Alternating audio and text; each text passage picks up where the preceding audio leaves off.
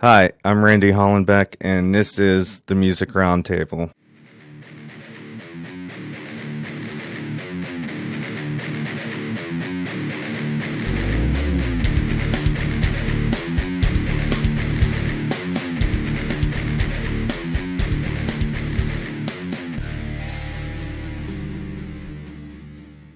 Today on the show, we have singer-songwriter Trinity Wiseman.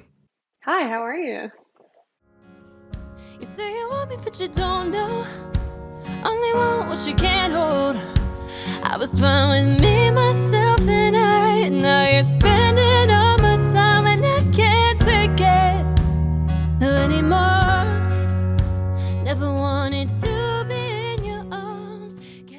How did you start playing guitar? What age were you when you started playing guitar? So I started playing guitar when I was 8 years old. I begged my parents for a few years, and then they finally let me start taking lessons. So it was really fun. And then I started writing by the time I was 9. I think just having that instrument there made everything a lot easier to kind of like make everything work. So. So you just started writing originals right off the bat? Yeah, I mean, I really started, I think, because of Taylor Swift, and like I was super just into her when she first came out, and I just knew I wanted to be exactly like her, like when I first heard her. So that's what really got me into writing, like at a really young age. So When did you start playing out? Like when you got older? yeah, so the guy that owns the guitar shop that I started taking lessons at had me come out and play on his set breaks. So I was 11 years old when I started doing that. And then by the time I was 13, I started playing like my own sets and going out to bars like with my dad and playing shows. Who are your some of your influences? I would say at first it was definitely Taylor Swift and like Ed Sheeran and Shawn Mendes and stuff like that. But as I got older, I've really learned to appreciate like Queen and Elton John and just some independent artists as well, like Julia Wolf, and then there's like Lennon Stella and people like that. So I kind of try to draw inspiration not just from like a certain genre, but just like people that I really admire and think that they do stuff really well. You grew up in Pittsburgh and then you moved to Nashville to go to college, Belmont University. Yes. Yeah. I know a lot of artists go there right after high school, and I really don't know too much about that college. What do you do there? Do you go after a major, a certain thing, or what? Yeah. So I'm involved in their music business program, which focuses a lot on audio engineering as well as just the business side of the music industry. So a lot of like copyright law, business law, and then just publishing courses as well. So it's kind of just a big overview of everything you would ever really need to know in the industry. And so even within that major, you can have an emphasis. So I chose production. So that's more studio stuff and, live sound and just more of an audio engineering front than like the others, which I really enjoyed.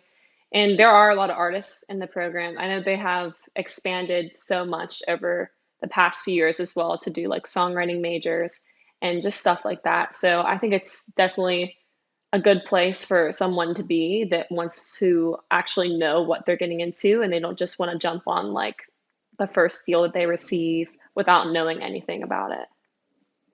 And basically, is it like a 2 or 4 year program? It's a 4 year program.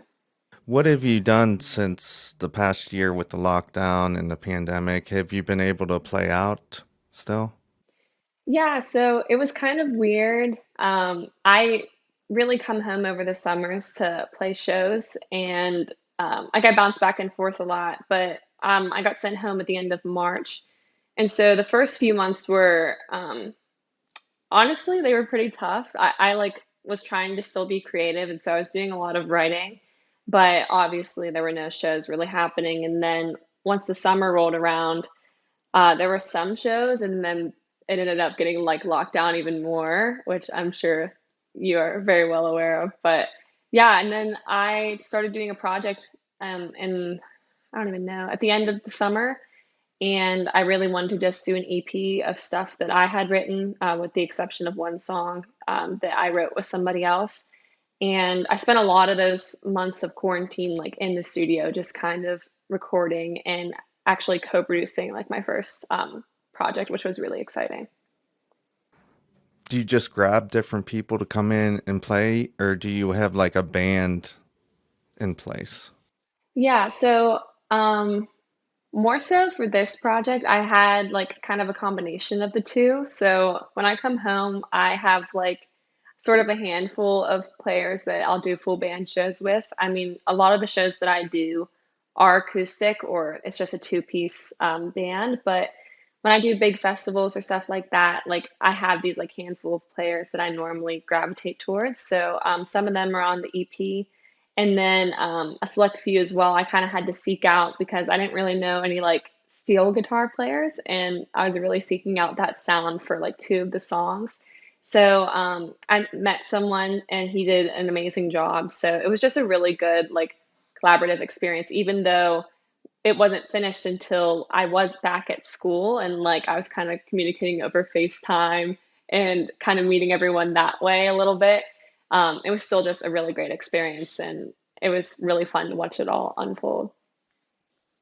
Okay, so basically in the past year you put together an EP. Is it released yet? Yeah. So the EP itself isn't released. I mean, I have like the CDs and I'll sell them at shows and stuff, but I'm kind of releasing the songs as singles. So the first single is out. It came out on April 30th. It's called Woke Up. And then the second single is going to be out on July 2nd, and it's called It's Been a While. You released Ghosting. Is that part of that CD? No, that's like it's an independent song from that. I really that song was one that was a little different. I really just fell in love with it, and I wanted to get it out as soon as possible because I wanted everybody else to love it too. You always say, and you were leaving me a little bit at a time. You said that I was needing for you to be honest with me. And the closer I got to you, the more you are fading.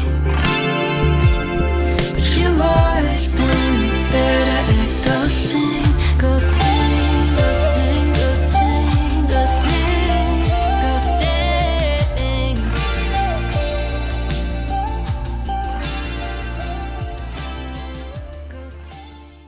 I've been following you for a few years now, and it seems like you're starting to find your identity as an artist. Do you feel that same way?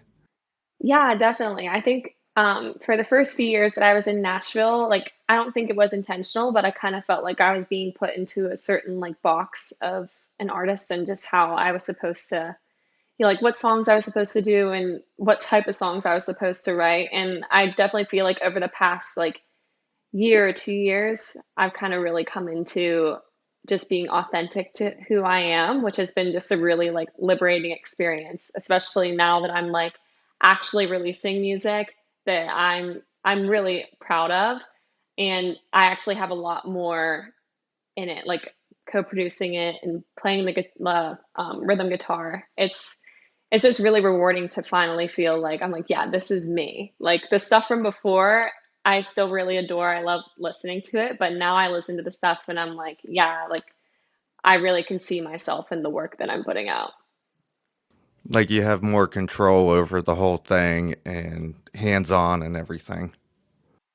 Yeah, definitely. With Ghosting and Woke Up, I've been listening to it for like the past couple months, and I get like a little Sarah McLachlan type vibe off that. Oh, definitely. Yeah, she's been a huge inspiration for me. I've in the past few years, I've really come into just really admiring female artists as well as male artists. But yeah, she was someone that I didn't realize that my voice was kind of similar to hers until like I've had people come up to me and mention her, and I've always been a fan. But going back and listening to her stuff has just been like I don't know, really inspiring. I think she's really talented. What are you currently listening to as far as music? Is there anything new out there we need to know about? I don't know. I've always been a person that I listen to music because it reminds me of people. So when new people come into my life, like we always like share music with each other. And so the music that I'll listen to will be something that reminds me of them. But independently, that Julia Wolf, I really enjoy her music. I think she's getting picked up by Spotify now for their new program of just like independent artists and pushing them. So really exciting for her. And then always really loved Alec Benjamin. I'm seeing him in October, which is really exciting. I just think he's a phenomenal songwriter. So I'm always like down to listen to new stuff. So it's always really just exciting when people bring new stuff forward that I can explore. Now, what do you have planned for the summer? Do you have like a lot of dates booked already for shows? Yeah, I think especially just because everything was kind of lifted at the end of May, I bounce back and forth between Pittsburgh and Nashville.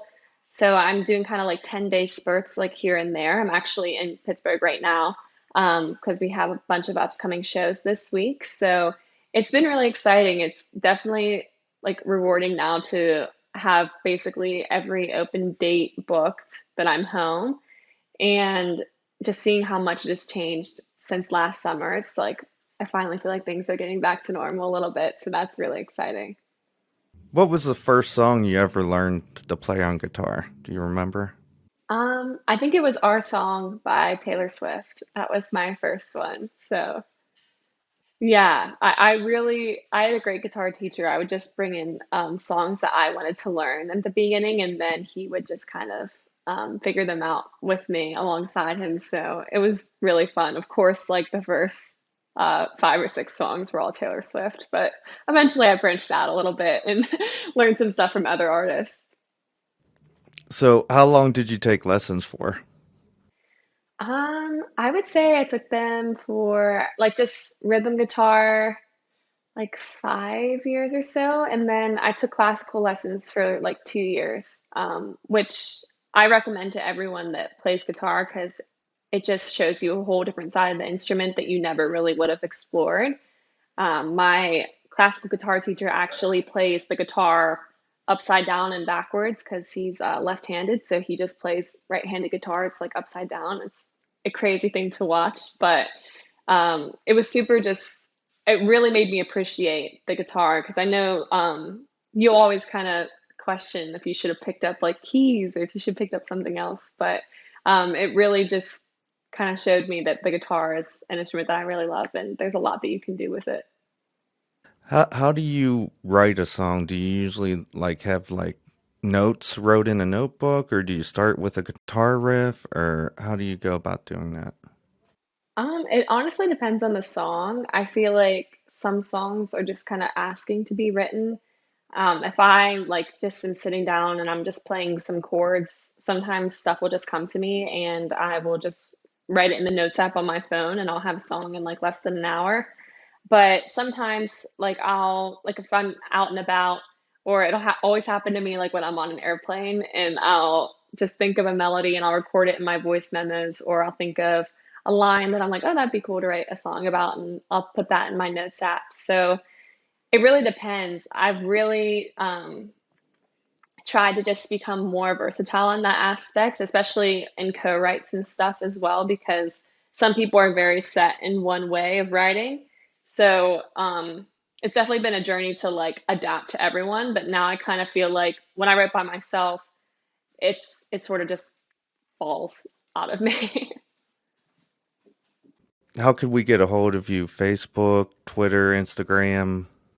Yeah, pretty much anything. I'm kind of all over the place. So Facebook is just Trinity Wiseman, and then my Instagram's Trinity Wiseman as well. And if you're a live music buff, like I know I am, all my like shows are posted on my website, which is just trinitywiseman.com. So if you're ever venturing in Nashville or Pittsburgh, you can see whenever I'm playing at either of those spots.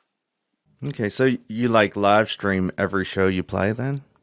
Most of them, yeah. So I do a lot more live streaming when I'm in Nashville, just because my family is full of diehard fans, so they always want me to record my shows so that they can watch it when they're here. But from time to time, we'll record these shows as well, especially full band stuff, because that's not something I do as often. But it's really fun to like watch those back and just kind of see how they sound, because some of the people I work with, we don't really rehearse and we just kind of wing it when we get up there. And sometimes it's a really good thing. So.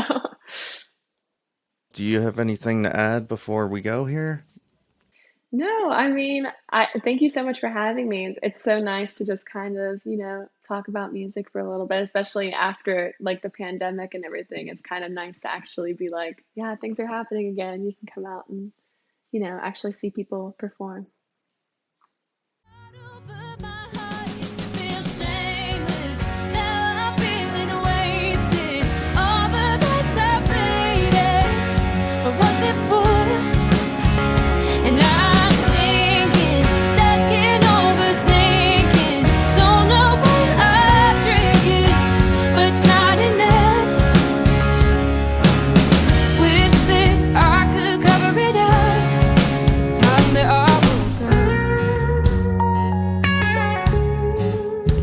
That I woke up.